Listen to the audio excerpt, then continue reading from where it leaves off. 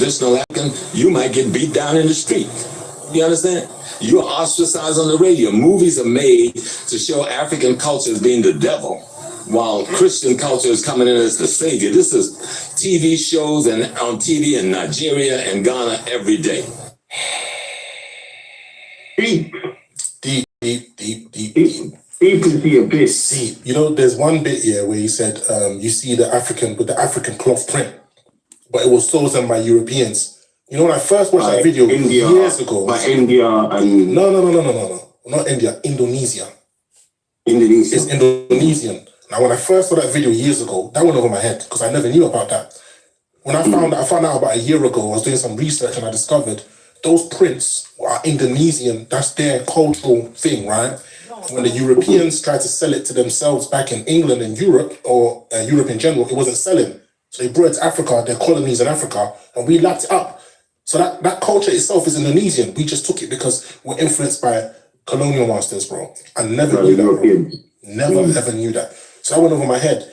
But another bit he said about Pan-African movement was created in that region. Obviously, we know that the father of Pan-Africanism, Marcus Garvey, so we know it's a Jamaican thing, but obviously what he's saying is true. That's still South America. That's the Americas in general, do you know what I'm trying to say? Bro, I'm not gonna lie to you, a lot of what you said as a Ghanaian, you're Nigerian, I'm Ghanaian, a lot of what you said, I don't even want to argue, bro. Bro, I'm not gonna lie, when I was listening to him talk, like, I didn't like it. The first time I heard it, I didn't like it, because, you know what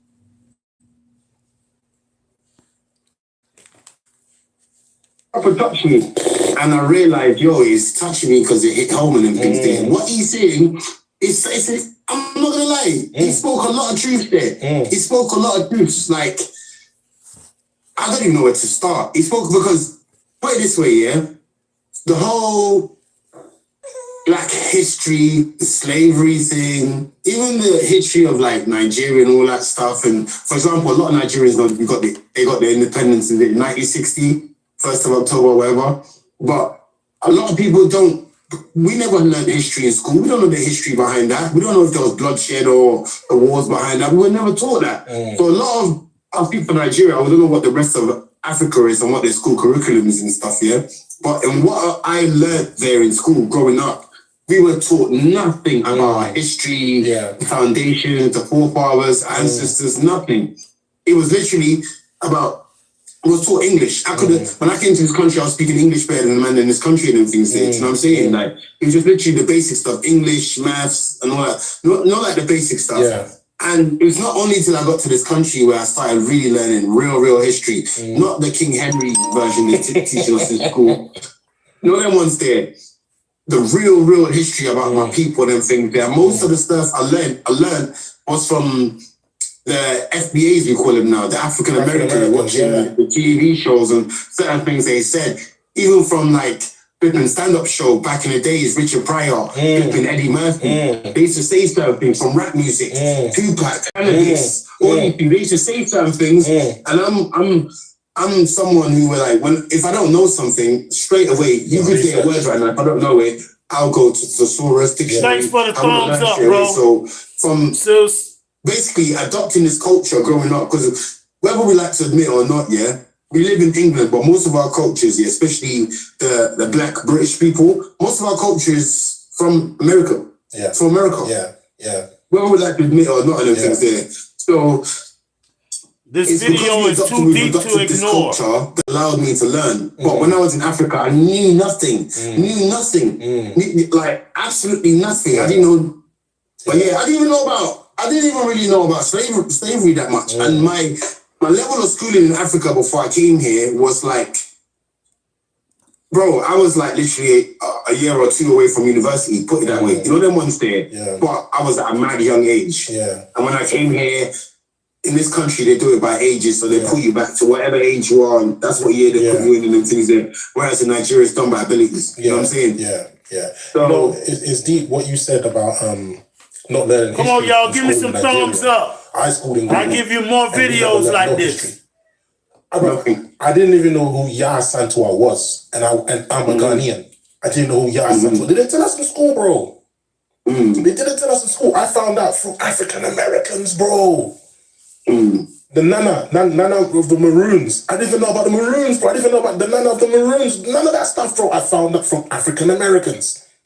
I learned so much about history, my history as an African, from African Americans, bro. So what he said, I couldn't even argue with it, bro. Do you know what it is? I don't know whether a good number was done on us by colonial masters, yeah, or should I say former colonial masters. I don't know if a good number was done on us by them, yeah, to the point where we probably don't respect our history as much as we should, or maybe we're just naturally not inclined to. What are you talking about in Africa? In Africa in general, bro. I'll be honest with you. I think it is, yeah, because everything that happened, Africa is like the when a crime happens, that's the that's the scene of the crime. Yeah, the scene of the crime. Yeah. That's where everything happened, innit? You know what I'm saying? But the scene of the crime is also There's a lot of people feel like the scene of the crime. A lot of people. Where people have moved on and stuff, yeah. But there's a lot of people still there and they haven't really moved on at all. I get what you're I get the analogy you're trying to make. I get the analogy you're trying to make, but the scene of the crime also happened in the Americas, though. Let me get a thumbs up. We're both still living in it. I hear you. Like it because you love it. Africa's I hear you. It happened in America as well, but I'm talking about everyone got took from Africa, right? Yeah, that's what I'm talking about. The scene happened. So the point I'm trying to make is, all the people that's come up outside of Africa, they've got the need. You know how you got this ancestral tree thing where you got to search for your family tree and stuff, They've got the need to search because they know essentially the land they are is not theirs. Whereas in Africa, you don't know. You just think this is home. So there's no need. I get it. Like the video, like it because you love it. Who would disagree because they believe that they were not taken as enslaved Africans. They were originally from the Americas. Do you understand? So I guess, but let's talk about the ones who do know they have some lineage in Africa. They're the ones that you said obviously would naturally study and want to know what happened. But it's so deep and interesting that even before social media and the internet even existed, they had that much knowledge on Africa, bro. Do you know what I'm trying to say? That means these guys, they went out their way to, that's what I'm trying to say, bro. So when you hear that stereotypical thing that black people don't read, that's nonsense, bro. These men went out their way to find out something that was deeply, deeply, deeply buried, bro. You know, when I first started getting into this knowledge of black people, obviously, like I said, the music and things like that, but it was also my Jamaican friend, his dad was a Rastafarian and things there, and he used to spit knowledge. He had bare books and all them things there. And it was from there, you realise, even though he's Jamaican, he's the way he's talking about Africa and all them things there. And he might as well be. He might as well be from Nigeria. I said, you're thinking he might as well be from Nigeria.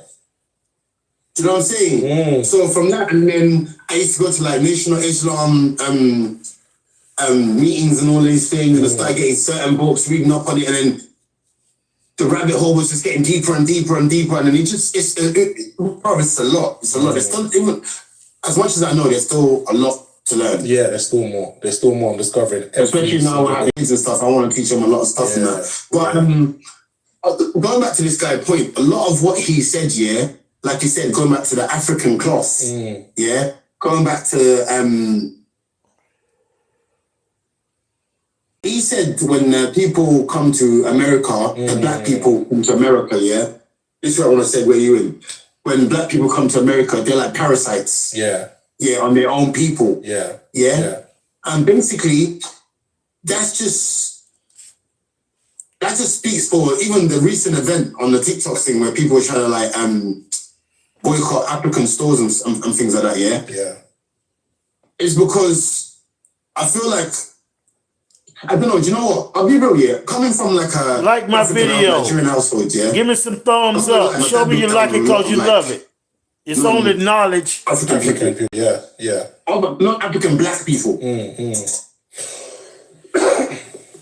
You know them ones there, whether it's whoever, the Americans, Jamaicans, whoever, that was them when man was young. You know what I'm saying? Luckily, I have my own mind to be able to you know what I'm saying? But a lot of Africans do, whether they stay in their homeland or whether they travel, they do look down on other black people. And it's a sad thing still. Can I tell you from my perspective why I experienced that? Do you know what I mean? Like, I remember being a kid in Ghana, watching movies, and these weren't black movies. They were movies made by white Hollywood, right? And the way they made African American people look in these movies, bro. Imagine come from a country where, like, we don't have that culture. So we're seeing the next black person's culture. And we're being told that they're called African Americans or they're called Black Americans or Negro or whatever it is, yeah?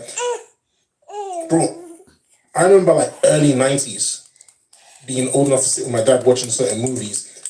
And they were always robbing people. They always had guns out shooting each other. I remember the Bloods and Crips culture, 92, 93, being a little kid, seeing the Bloods and Crips culture on TV and thinking, oh my God, like, what the hell? You just see a man just pull up with a car. What up, and where? Hey, bitch ass nigga, you know what I'm trying to say? Bro, I used to be like, whoa. A side of me was fascinated because it looked so cool, and a side of me was scared of that because it was like, damn.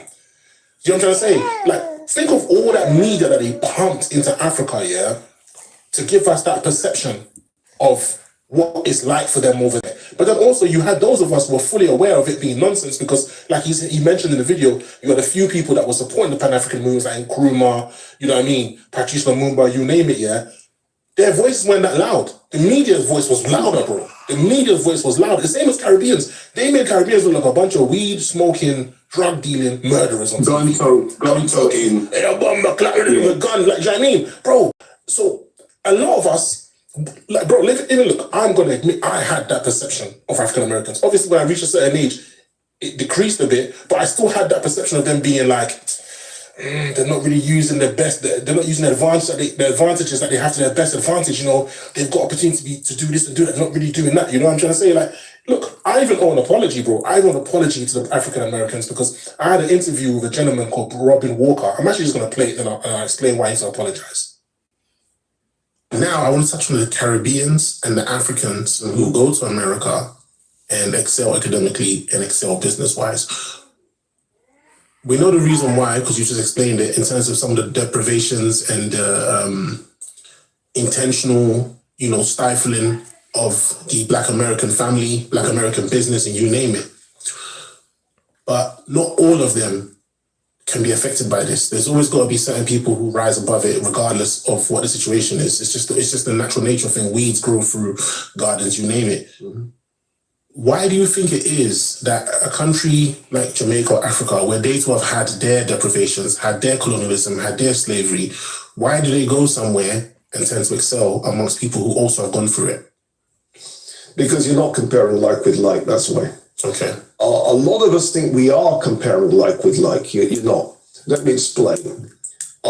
Generally speaking, Caribbeans in America, not the ones in the Caribbean, but the ones in America, will represent the top 10%. I see. So if you're really going to compare like with like, you have to compare the top 10% of Caribbeans with the top 10% of African Americans. Okay. And when you compare the two, the African Americans are slaughtering us, bro. It's not even close. It's a massacre.